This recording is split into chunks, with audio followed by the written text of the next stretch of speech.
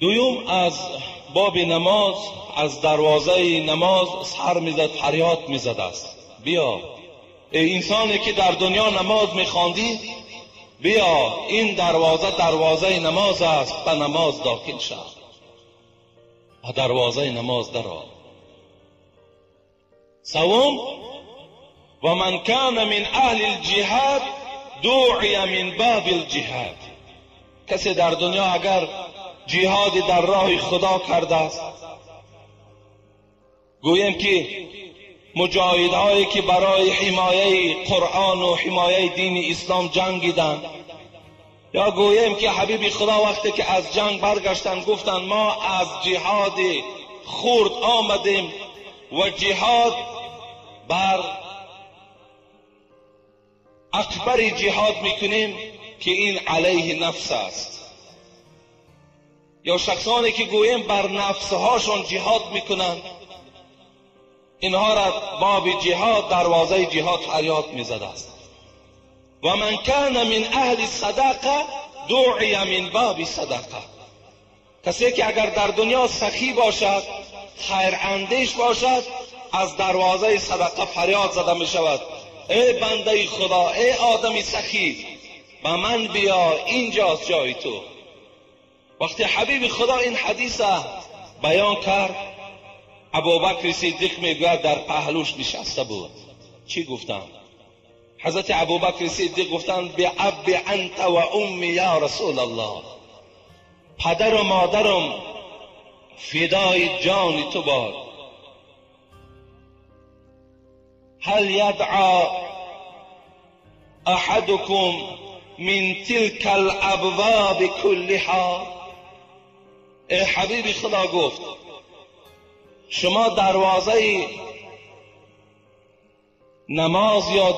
نماز خواندین، شما دروازه جهاد گفتین، شما دروازه روزه گفتین که از دروازه ریان فریاد زده می شود، شما دروازه صدقه گفتین که فریاد زده می شود.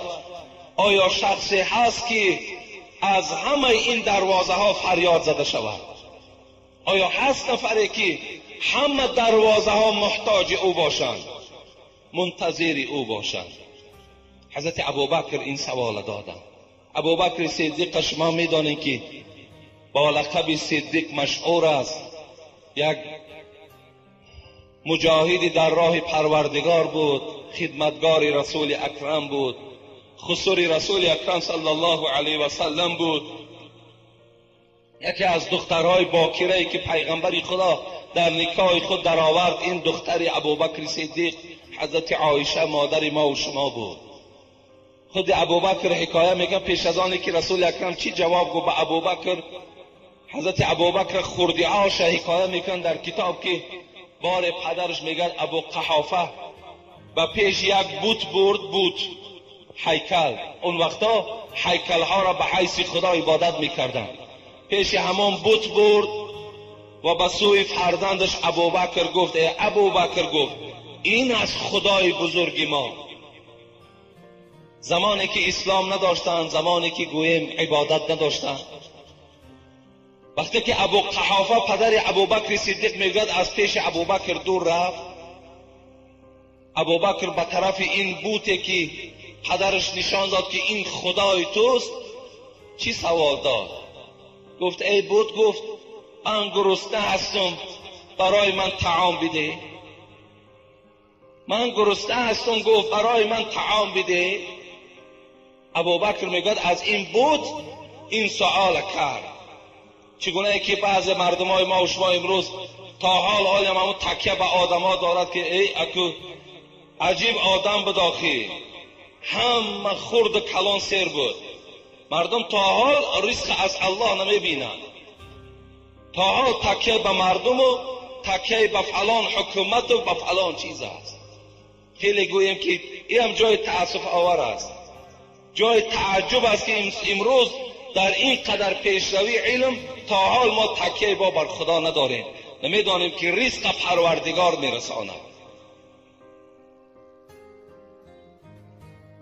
نگاه کرد که از بت هیچ صدای نیامد. گفت من لباس ندارم. گفت برای من لباس بده. از بود صدای نشد، نه طعام داده توانست، نه لباس داده توانست. صاحب کتاب میگوید همین بود ابوبکر او برداشت به سوی آسمان و در زمین زد، پاره پارش کرد. گفت تو خدا هم نیستی. گفت تو خدا میشدی؟ گفت ما را از طعام و از لباس سیر میکردی. گفت تو خدا نیستی. گفت از خوردیش حضرت ابوبکر صدیق بود شکن بود، علیه بود مبارزه میبود. صاحب همین کتاب میگوید که بار ابوبکر صدیق خود حکایت میکرد که در زیر یک درخت خواب بودم، بناگاه میگوید بیدار شدم که یک نوده همین درخت میگوید پایان شد و به سوی من گفت که ای ابوبکر از جات بخیز، امروز در مکه مکرمه یک نفر پیغمبر شد، پیش از همه رفته به او ایمان بیار، تو عزیزترین مردم بعد پیغمبری خدا میشوی. وقتی این صدا را میگوید از درخت شنیدم، گفتم برای من مفصل تر بیان که وای کیست؟ گفت وای محمد ابن عبدالله است. میگوید گفتم آخی وای رفیقی من است، وای همنشین من است. گفت من برای تو میگویم سراسیمه شو، خیز از جاد رو با وای ایمان بیار که عزیزترین مردم بعد رسول اکرم تو میشوی.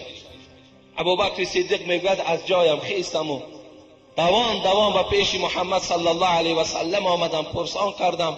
و گفت در اصل به من وحی از پروردگار می آید، به یگان معجزه از حضرت ابوبکر صدیق چکار کردم؟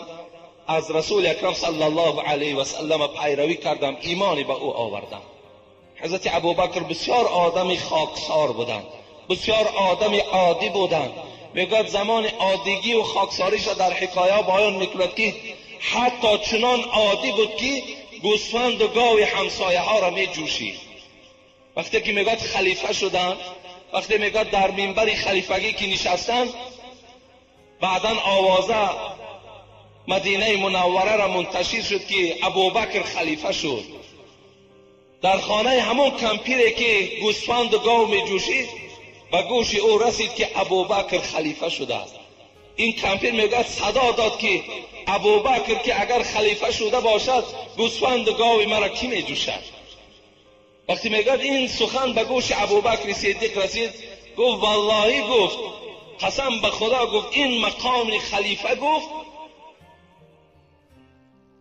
جاینشین نمی شود که ابوبکر در غرور و در نخوت اندازد. گفت ابوبکر همون ابوبکر پیشینه است، قسم به خدا، گفت گوسفند و گاوی او را من در حالت خلیفگی من می جوشم.